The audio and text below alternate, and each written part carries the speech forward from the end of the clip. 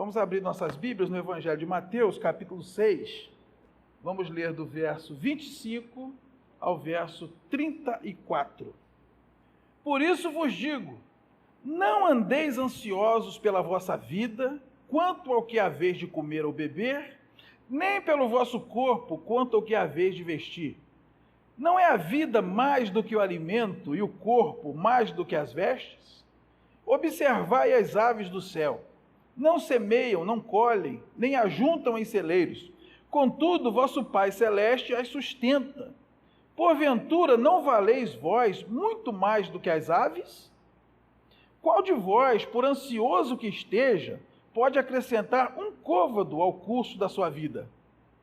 E por que andais ansiosos quanto ao vestuário? Considerai como crescem os lírios do campo. Eles não trabalham nem fiam. Eu, contudo, vos afirmo que nem Salomão, em toda a sua glória, se vestiu como qualquer deles. Ora, se Deus veste assim a erva do campo, que hoje existe e amanhã é lançada no forno, quanto mais a vós outros, homens de pequena fé. Portanto, não vos inquieteis dizendo, que comeremos, que beberemos, ou com que nos vestiremos? Porque os gentios é que procuram todas estas coisas. Pois vosso Pai Celeste sabe que necessitais de todas elas. Buscai, pois, em primeiro lugar o seu reino e a sua justiça, e todas estas coisas vos serão acrescentadas. Portanto, não vos inquieteis com o dia de amanhã, pois o amanhã trará os seus cuidados. Basta ao dia o seu próprio mal. Vamos orar, queridos? Senhor, nós abrimos o nosso coração nesta hora para a Tua Palavra. A Tua Palavra é fiel e verdadeira. A Tua Palavra é abençoadora. A Tua Palavra nos limpa, nos refrigera, nos renova. Nós pedimos, ó Deus, que nessa hora se cale toda a voz, que não seja a Tua voz. E que não haja nenhuma perturbação nesse lugar. Nenhuma manifestação contrária, seja espiritual, seja carnal. Ó Deus, não permita qualquer ruído de comunicação que nos impeça de entender perfeitamente aquilo que o Senhor tem para nos dizer. Prepara a nossa alma nesse momento. Afofa essa terra seca e lança, ó Deus, em nós a Tua semente. E que ela, regada pela Tua graça, pelo Teu amor, pelo Teu Espírito, possa brotar, crescer e frutificar para a glória do Teu santo nome. É o que nós te pedimos, Deus, em nome de Jesus. Amém. Graças a Deus. Pode sentar, queridos. Como lidar com o amanhã? É sobre isso que eu queria conversar com os irmãos nessa oportunidade. O termo grego original para essa palavra amanhã é aurion, que significa aquilo que vem em seguida. Se nós fizermos uma releitura desse texto, aplicando esse sentido original, vamos entender que não devemos andar ansiosos ou inquietos por aquilo que vem em seguida. Seja daqui a 1 minuto, 1 hora, 1 dia, 1 mês ou 1 ano. O amanhã é uma ficção, não existe. Portanto, não há nada que se possa fazer hoje pelo amanhã. E quando o inimigo consegue nos fazer viver ansiosos, ou seja, preocupados com o amanhã, o nosso hoje é ruim. E quando o nosso hoje é ruim, não precisa nem ser profeta para dizer que o nosso amanhã será pior ainda. O futuro não tem utilidade alguma. Ao contrário, é onde reside todos os nossos medos e toda a nossa ansiedade. Portanto, irmãos, se nós não aprendermos a lidar bem com o amanhã, não poderemos viver intensamente o hoje, usufruindo daquela vida abundante que Jesus tem para nós, conforme lemos em João, no capítulo 10, no versículo 10. Em primeiro lugar, não podemos deixar para amanhã o que deve ser feito hoje. Livro do Êxodo, capítulo 8, versículos de 8 a 10, diz o seguinte: Chamou Faraó a Moisés e a Arão e lhes disse: Rogai ao Senhor que tire as rãs de mim e do meu povo. Então deixarei ir o povo para que ofereça sacrifícios ao Senhor. Falou Moisés a Faraó: digna-te dizer-me quando é que hei de rogar por ti, pelos teus oficiais e pelo teu povo, para que as rãs sejam retiradas de ti e de tuas casas, e fiquem somente no rio. Ele respondeu: amanhã.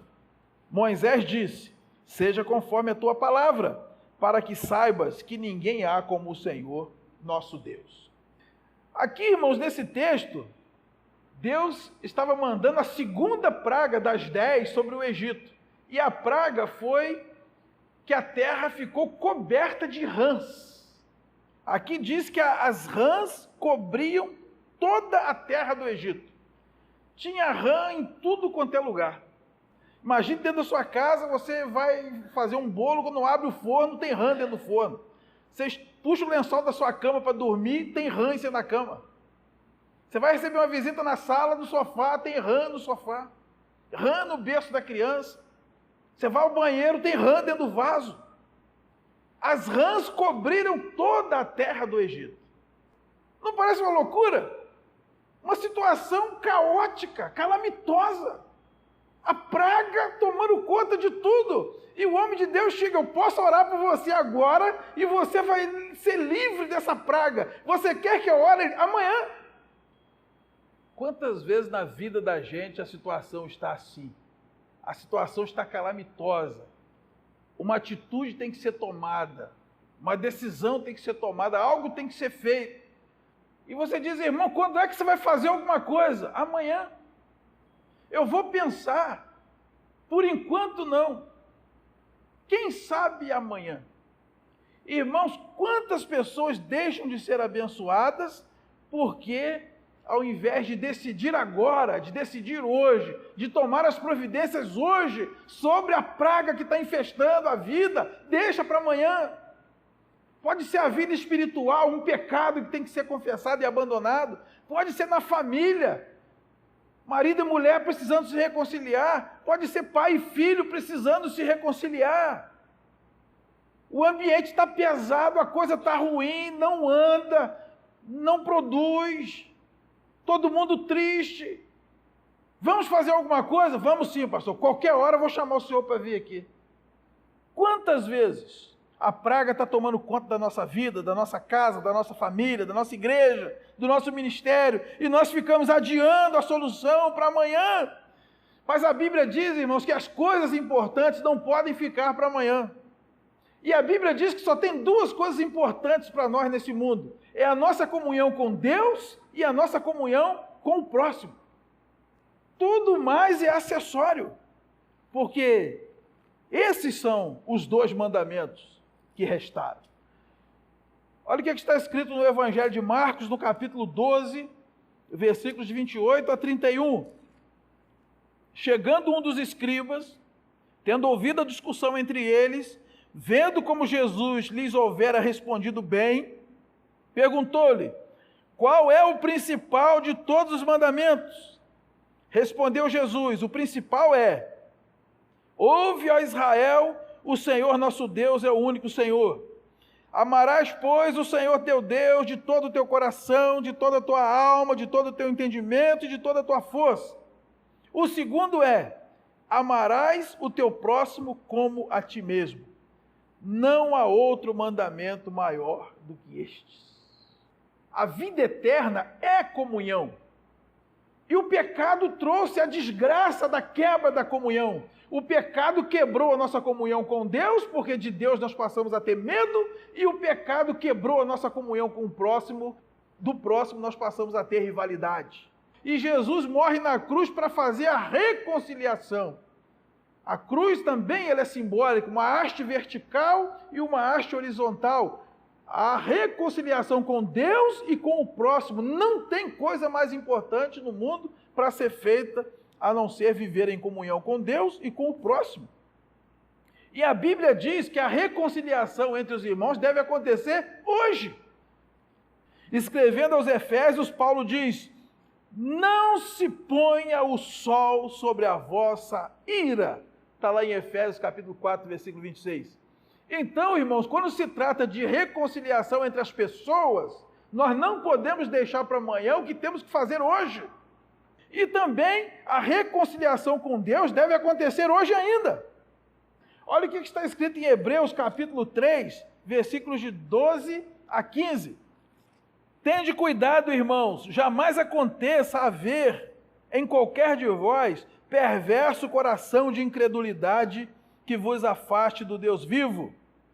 Pelo contrário, exortai-vos mutuamente cada dia durante o tempo que se chama hoje, a fim de que nenhum de vós seja endurecido pelo engano do pecado, porque nos temos tornado participantes de Cristo, se de fato guardarmos firme até o fim a confiança que desde o princípio tivemos. Enquanto se diz, hoje, se ouvirdes a sua voz, não endureçais o vosso coração, como foi na provocação.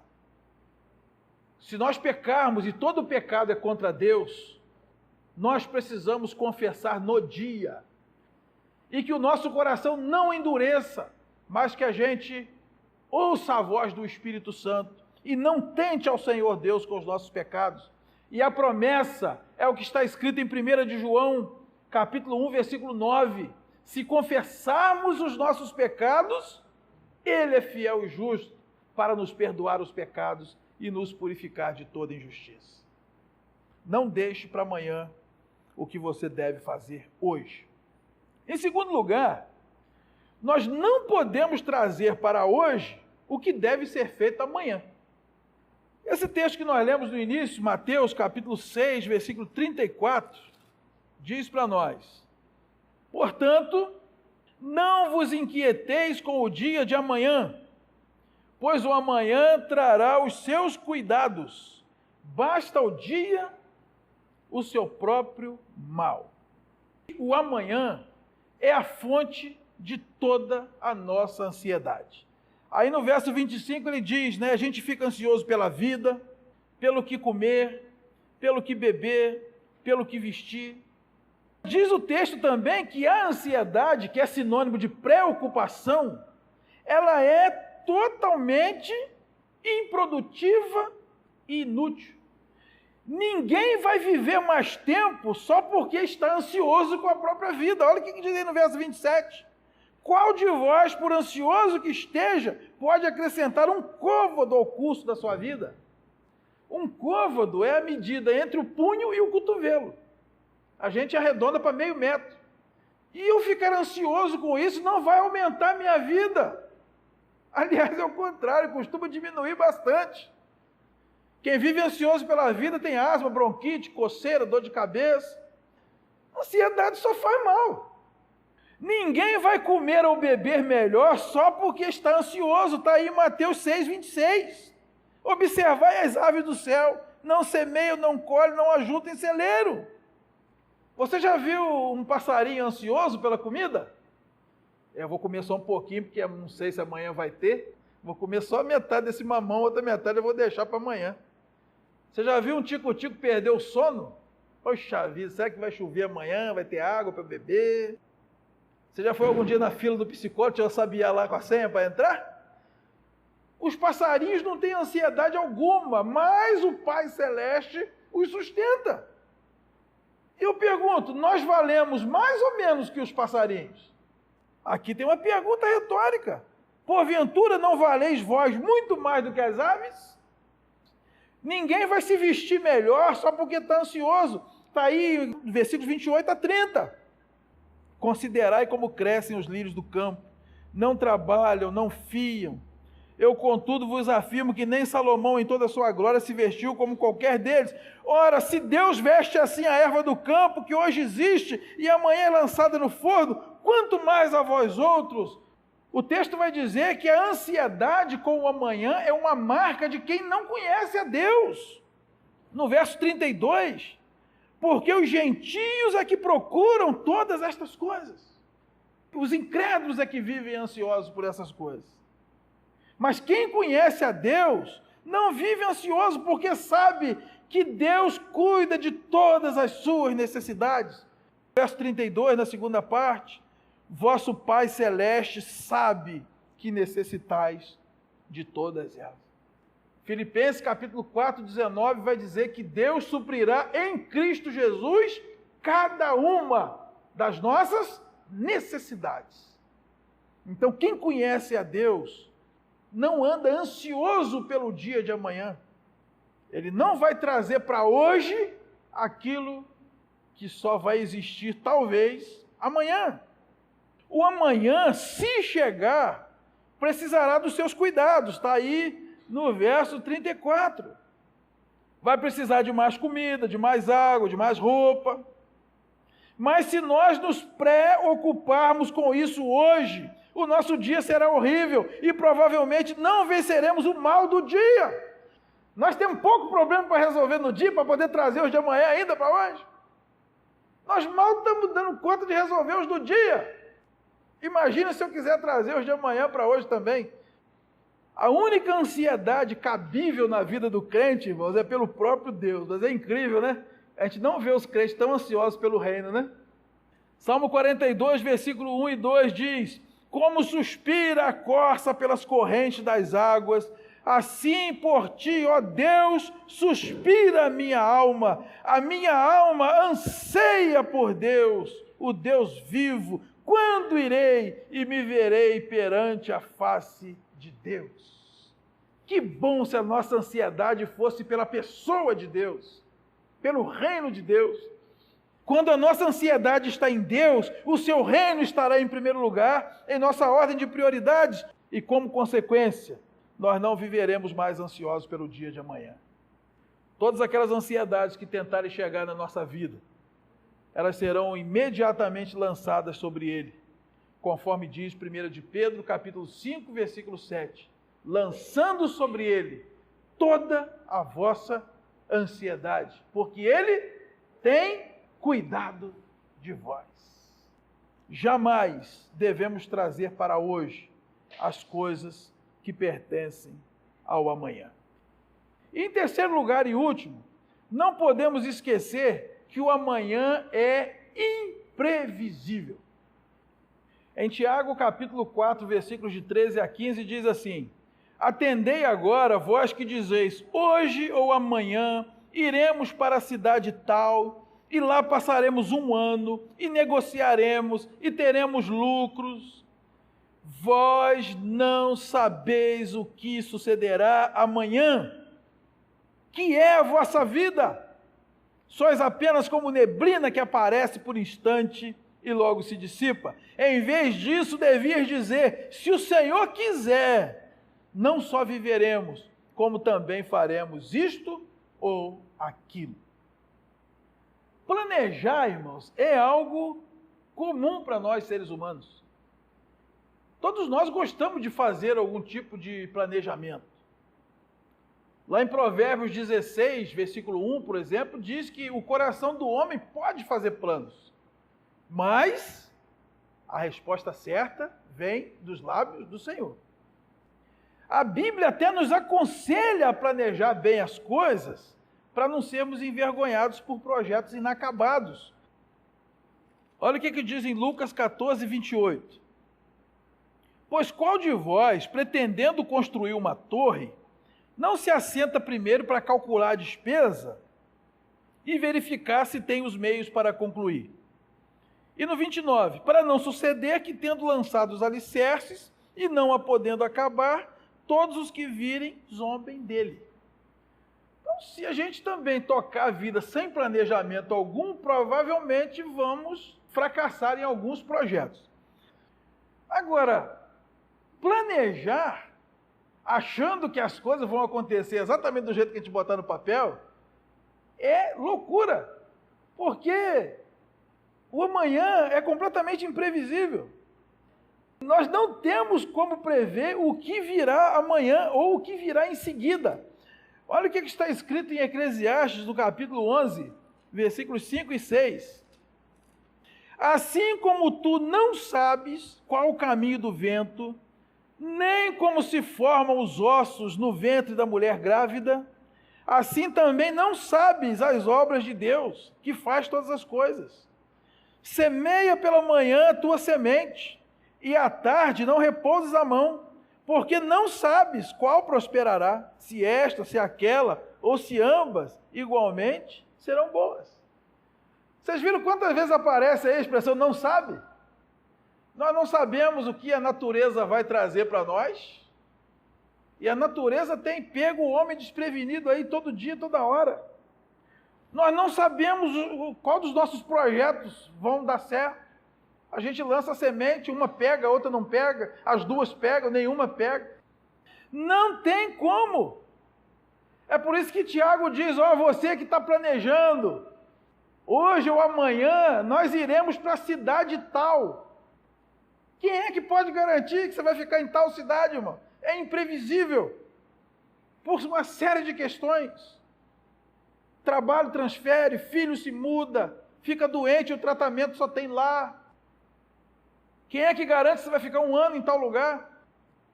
A vida é absolutamente imprevisível. Não dá para saber que faremos negócios em tal cidade.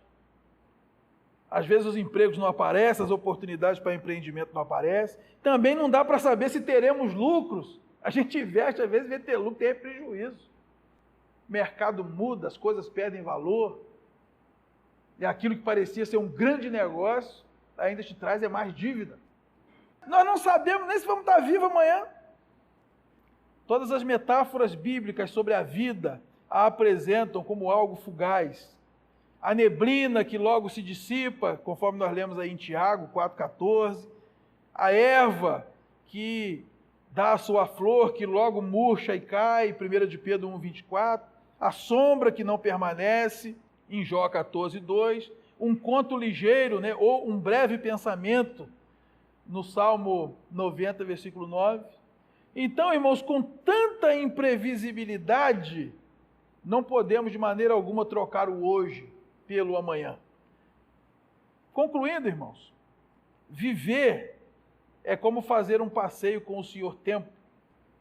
Então, nessa caminhada, a gente sempre lida com os três companheiros, O ontem, o hoje e o amanhã. O ontem já passou. O ontem serve para a gente aprender com os erros, de preferência os erros dos outros.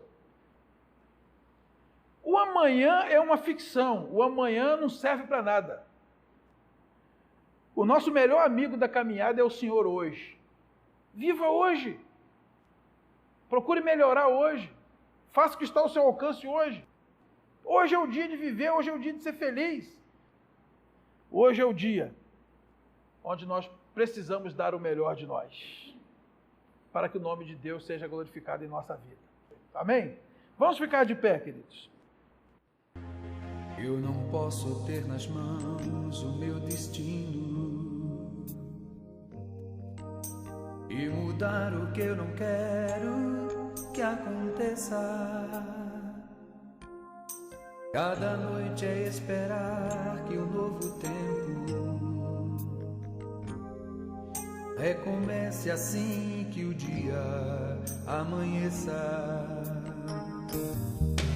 Sou humano, tenho sonhos, faço planos, como qualquer outro homem, quero ser feliz. Mas os sonhos que eu tiver, sei que posso realizar, porque creio em Deus, Ele sempre cumpre o que diz. Ansiedade, medo, dúvidas também posso ter, porque sou fraco, sou barro, sou pequeno. Mas os sonhos que eu tiver, sei que posso realizar, porque creio em Deus e Ele sempre cumpre o que diz. Sonhos, quem nunca teve um sonho pra sonhar? Eu sei que muitos cansam de esperar e perdem a fé em Deus.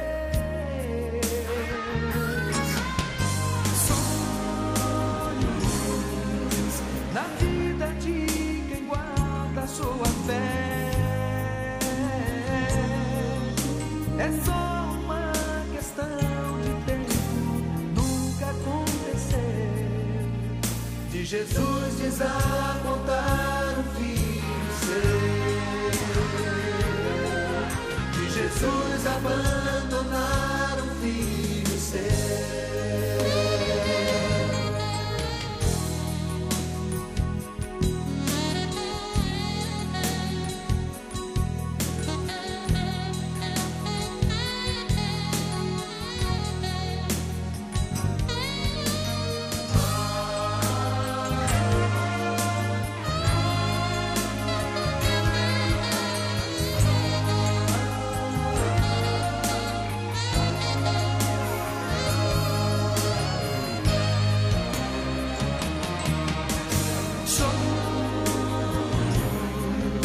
Quem nunca teve um sonho pra sonhar? Eu sei que muitos cansam de esperar e perdem a fé em Deus. Sonhos na vida de quem guarda a sua